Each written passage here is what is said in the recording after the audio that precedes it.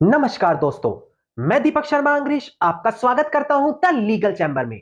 अब दोस्तों, आज की इस वीडियो के अंदर हम बात करने वाले हैं प्रतिकूल कब्जा कानून, यानी कि जिसे एडवर्स पोजेशन लॉ बोला जाता है, या कुछ लोग कब्जा कानून के नाम से इसे जानते हैं, कि 12 साल तक कब्जा किया और वो व्यक्ति उसका मालिक बन गया। अब देखिए, यूट्यूब पर और भी कई अन्य प्लेटफॉर्म पर इस कानून को लेकर ना प्रॉपर जानकारी दी जाती है और कुछ ज्यादा ही अफवाहें फैलाई जाती है। अगर आप भी ऐसी किसी स्थिति से गुजर रहे हैं, या फिर आपके मन में भी इसी कब्जा कानून को लेकर परेशानी है, तो आज की पूरी वीडियो आप देखिएगा। इस एक वीडियो में पूरा मैं आपको क्लियर करूंगा कि कब्जा कानून है क्या, रेलिवेंट जजमेंट क्लियर करूंगा सुप्रीम कोर्ट और हाई कोर्ट की। इसके अलावा एक काफी बड़ी जजमेंट आपके साथ डिस्कस की जाएगी, जहां पर साफ बोला किसने, ऑनरेबल सुप्रीम कोर्ट ने, कि चाहे कितने भी लंबे समय से किसी का कब्जा क्यों ना हो, वो व्यक्ति उस संपत्ति का कब्जा करने से मालिक नहीं बन पाएगा। अब मैं आज की वीडियो में ये सारी डिटेल आपको क्लियर करके देने वाला हूं विद रेलिवेंट जजमेंट के साथ।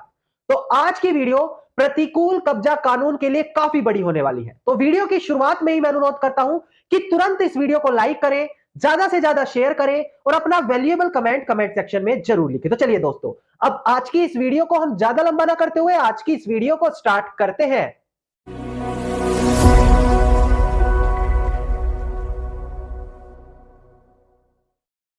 अब दोस्तों, सबसे पहले वीडियो की स्टार्टिंग में हम बात करते हैं कि प्रतिकूल कब्जा कानून कानून के किस प्रावधान में बताया गया है। देखिए, हमें एक लिमिटेशन एक्ट दिया गया है 1963।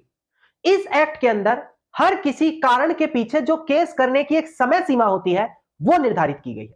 अगर आप इसी एक्ट के अंदर सेक्शन नंबर 27 या आर्टिकल 65 शेड्यूल का देखें, तो वो बताता है कि अगर एक व्यक्ति जिसने आपकी संपत्ति पर कब्जा किया हुआ है और आप उससे अपनी संपत्ति वापस पाना चाहते हैं, यानी कि उससे कब्जा खाली कराना चाहते हैं, तो आपको एक समय सीमा दी गई है। किसको? संपत्ति के मकान मालिक को एक समय सीमा दी गई है। और वो समय सीमा कितनी है, उसके लिए आपको आर्टिकल 65 देखना होगा, जो ये बोलता है कि वो समय सीमा 12 सालों की है, कि 12 सालों का समय है, ये समय सीमा आपके पास है। 12 सालों के भीतर आप अपनी प्रॉपर्टी खाली करा लो। अगर 12 सालों में संपत्ति खाली नहीं हुई, तो जो कब्जा करने वाला है वो प्रतिकूल कब्जा कानून का सहारा लेते हुए कोर्ट में आपके खिलाफ केस कर सकेगा। इसी को बोला जाता है प्रतिकूल कब्जा कानून। अब दोस्तों, हम बात कर रहे थे प्रतिकूल कब्जा कानून की। अब एक आम नागरिक को लगता है कि मेरी प्रॉपर्टी पर हो गए 12 साल और अब मैं कुछ भी नहीं कर सकता। अगर मैं कोर्ट में गया तो मैं अपनी जमीन खो बैठूंगा, और अगर नहीं भी गया तो मैं अपनी संपत्ति खाली नहीं करा पाऊंगा।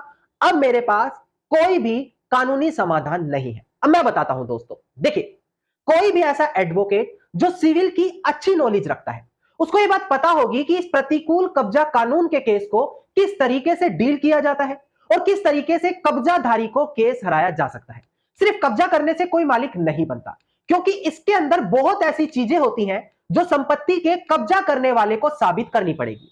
अब मैं एक एक करके कुछ बड़ी जजमेंट आपके साथ डिस्कस करूं। पहले एक बार आपको पूरा कानून अच्छी तरीके से क्लियर हो जाए, फिर मैं एक जजमेंट आपको बताऊंगा जहां पर साफ बोला है कि कितने भी लंबे समय से कब्जा क्यों ना हो, वो व्यक्ति मालिक नहीं बनेगा। अब सबसे पहले एक बार डिस्प्ले पर ध्यान दीजिएगा आप। देखिए, केस टाइटल था Karnataka board of Waqf versus government of India. यहां पर बोला गया था कि अगर एक व्यक्ति कब्जे के तहत मालिकाना साबित करना चाहता है, तो उसको 3 चीज वहां पर साबित करना अनिवार्य है, वरना उसके कब्जे में कुछ भी नहीं होगा। क्या क्या? नेक वी, नेक क्लेम एंड नेक प्रीकैरियो। मतलब कि जो कब्जा किया गया है वो पब्लिक की नॉलेज में है कि ये कब्जा करके बैठा था कब्जे वाला, ऐसा ना हो छुप छिपा कर लिया। दूसरा था कि जो रियल ओनर है उसके इच्छा के खिलाफ जाकर कब्जा होना चाहिए, और वहां पर जो रियल ओनर था उसके टाइटल को साफ नकारा गया हो कि भाई तुम मालिक हो, मुझे फर्क नहीं पड़ता, मैं तुम्हारी संपत्ति पर कब्जा करके बैठा हूं। तो सीधी सीधी बात है, रियल ओनर की इंटेंशन से वो ना आया हो, जैसे कि कोई किराएदार या रियल ओनर ने किसी को परमिशन दी हो मेरी जमीन यूज कर लो, वो चीज प्रतिकूल कब्जा नहीं बनाती। और एक कब्जा हमेशा होस्टाइल होना चाहिए, मतलब कि मालिक की इच्छा के विरुद्ध जाकर होना चाहिए। तो ये 3 चीज वहां पर आप ध्यान दें कि जो भी कब्जा करके आपकी प्रॉपर्टी पर बैठा है, इनमें से अगर एक चीज भी उसने नहीं साबित की, तो कर्नाटका बोर्ड ऑफ वक्फ वाली जजमेंट इस्तेमाल करके आप अपनी जमीन बड़ी आसानी से वापस पा लेंगे।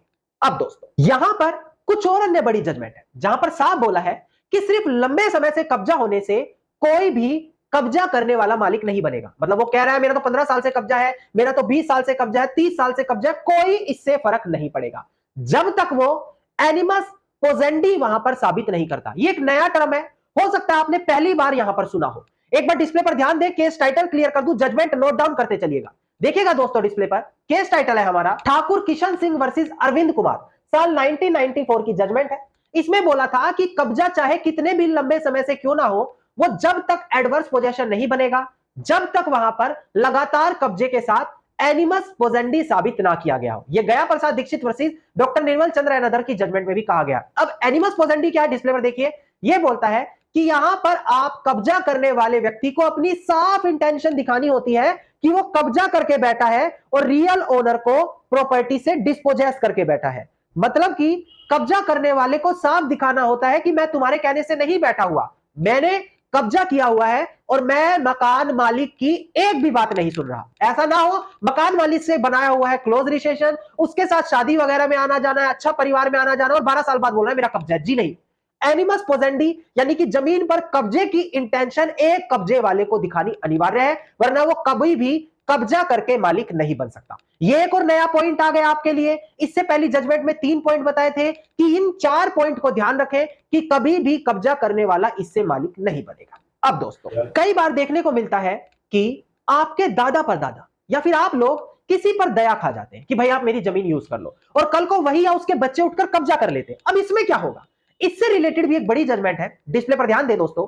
केस टाइटल है हमारा LN अश्वत्थामा वर्सेस पी प्रकाश, 2009 की जजमेंट है, 13 SCC 229 इसका साइटेशन नंबर है। इन्होंने बोला कि अगर आप किसी को परमिशन से कब्जा करके दे रहे हैं और उसके पास कोई एनिमस पोजेंडी नहीं है, मतलब उसकी इंटेंशन नहीं थी, आपने परमिशन दी तो वो जमीन पर आ गया, तो ये कभी भी एडवर्स पोजेशन नहीं बनता, और यहां पर वो इंसान जो आपकी जमीन पर बैठा है अधिकार नहीं रखेगा कि वो एडवर्स पोजेशन वहां पर जाकर क्लेम कर दे। काफी इंपॉर्टेंट है दोस्तों, जो कब्जाधारी के खिलाफ आप ये बड़ी जजमेंट इस्तेमाल कर सकते हैं। अब दोस्तों कई बार लोगों को लगता है, देखिए बड़ी इंपॉर्टेंट है, कि जिसने हमारी जमीन पर कब्जा करके रखा है उसने तो काफी बढ़िया वकील कर लिया, हमारे जज साहब अब तो उस वकील के फेवर में बोलेंगे, या फिर हमारे जज साहब के ऊपर सामने वाली पार्टी का काफी अच्छा इंफ्लुएंस है। अब ध्यान दे जजमेंट के ऊपर, ऑनरेबल सुप्रीम कोर्ट की एक काफी बड़ी जजमेंट है। उन्होंने बोला कि जिस इंसान ने जमीन पर कब्जा किया हुआ है, जो भी वो केस करेगा उसको राहत उसी के केस के अंदर जो रिलीफ मांगा गया सिर्फ उसी आधार पर मिलेगी। कोर्ट अपनी वजह से कभी भी कब्जा करने वाले को कोई अलग से नहीं राहत नहीं देगा। मतलब कि अगर कब्जा करने वाला खुद कोई गलती कर रहा है तो कोर्ट उसकी कभी भी मदद नहीं कर पाएगा। अब डिस्प्ले पर ध्यान दीजिएगा दोस्तों, इसका केस टाइटल था वी राजेश्वरी वर्सेस TC सरभावा, 2004 की जजमेंट है, 1 SCC 551 इसका साइटेशन नंबर है। इन्होंने बोला कि जो प्ली है एडवर्स पोजेशन की वो प्रॉपर पर्टिकुलर के साथ कोर्ट में डालनी पड़ती है, यानी कि ये साबित करना होगा कि कब मैंने जो कब्जा किया है वो एडवर्स बन गया, एडवर्स मतलब रियल ओनर के इच्छा के खिलाफ हो गया। और ऐसे केस में साफ बोला गया है कि जो कोर्ट है जिसके सामने केस चल रहा है वो कभी भी कोई ऐसी राहत नहीं देगा जो उस दावे में हो ही ना, जो प्लीडिंग्स में हो ही ना। सिंपल मतलब है कब्जा करने वाले को अपने खुद के दम पर केस लड़ना पड़ेगा। वो ये नहीं सोच सकता कि कोर्ट आगे आकर उसकी कोई अलग से मदद करके देगा, अगर उसने दावे में कोई गलती कर दी तो उसको रिलीफ मिल जाएगा। जी नहीं, ऐसा कभी भी कोई राहत कब्जा करने वाले को नहीं मिलेगी। अगर वो अपने केस में सिर्फ कब्जे की मांग कर रहा है या प्रतिकूल कब्जे के तहत मालिकाना की मांग कर रहा है तो उतना मिलेगा, स्टे नहीं मिलेगा। यानी कि आपके एडवोकेट साहब, आपके जज साहब अब कभी भी उसके ऊपर इंफ्लुएंस नहीं हो सकते, क्योंकि साफ डायरेक्शन इस जजमेंट में दी है कि जितनी प्लीडिंग्स में रिलीफ है सिर्फ उतनी ही उस कब्जा करने वाले को देनी होगी। अब दोस्तों हम बढ़ते हैं वीडियो की लास्ट जजमेंट पर। काफी इंपॉर्टेंट जजमेंट है, एक बार डिस्प्ले पर ध्यान दें। केस टाइटल है श्री उत्तम चंद डेड थ्रू लीगल रिप्रेजेंटेटिव, जो यहां पर अपीलियंट है, versus Nathuram dead through legal representative and others, जो यहां पर रिस्पोंडेंट है। ध्यान दीजिएगा, इसका SLP सिविल नंबर है 16321 ऑफ 2011 और डेट ऑफ जजमेंट है हमारी 15 जनवरी साल 2020। अब सबसे इंपॉर्टेंट जजमेंट है ये, एक बार डिस्प्ले पर ध्यान दें कि इस जजमेंट में क्या कहा गया। देखिएगा दोस्तों, ऑनरेबल सुप्रीम कोर्ट ने कहा कि देखो, लंबे और कंटिन्यू कब्जा कर लेने से कोई इंसान प्रतिकूल कब्जे का फायदा नहीं उठा सकता, जो आर्टिकल 65 लिमिटेशन एक्ट में बोला गया है। मतलब कि यहां पर साफ बोला कि अगर तुम 20, 30, 40, 50, 60, क्योंकि प्रेजेंट केस में जो मैंने जजमेंट बताई, वहां पर 2 सेंचुरी से ज्यादा लंबे समय तक कब्जा था और वो व्यक्ति कोर्ट में मालिकाना की मांग कर रहा था। कोर्ट ने बोला, देखो, कितने भी लंबे समय से कब्जा क्यों ना हो आपका, हम कब्जे के तहत आपको राहत नहीं देंगे जब तक आप जो बाकी जरूरी चीजें हैं अपने पक्ष में आकर साबित नहीं कर सकते। और बाकी जरूरी चीज कौन सी होती है, मैंने जजमेंट में एक एक आज की वीडियो में आपको बता दी। अगर आप इनमें से किसी भी एक पॉइंट को पकड़कर अपना केस लड़े और अपने पक्ष में करा ले, कब्जा करने वाला कितने भी लंबे सालों से क्यों ना हो, रेलिवेंट जजमेंट यूज करके आप अपनी जमीन वापस पा लेंगे। धन्यवाद दोस्तों। उम्मीद करता हूं वीडियो में मिली जानकारी आप लोगों के लिए बेहद ज्यादा लाभदायक साबित होगी। अगर वीडियो में मिली जानकारी आप लोगों को अच्छी लगी तो वीडियो को आप लाइक, शेयर और कमेंट जरूर कीजिएगा।